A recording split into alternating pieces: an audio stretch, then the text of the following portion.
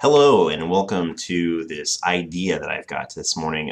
What I just sent out to you via email is an example of what can happen when you briefly touch your clients once a year. What we're doing is we're sending out a copy of our HUD settlement statement from last year, as well as a copy of the new homestead exemption forms that I know you're all aware of, and I know you informed the client, and I'm sure the title company informed the client of at the time of closing. But if you remember the closing, I'm sure the client remembers just signing a blur of documents and not knowing what they signed. So what we do is we remind them with a copy of their settlement statement, a copy of their exemption form, and we send that out via email. Well, we did that this morning, and what I sent you just now is an example of what happens when you send something like that out. We actually got a referral.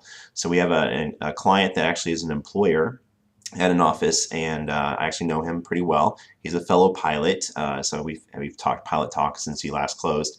But he closed at the beginning of last year, and to remind him of who I am, we sent that email out today, and he just happened to lean over to one of his employees and said, "Hey, aren't you buying a house?" And that employee just contacted us. 15 minutes ago, we sent out the HUD, and just now we received this email. It's not fake, I promise you, it's real. But that's just an example of what can happen by simply emailing, and we're going to follow up with phone calls today to also remind the clients.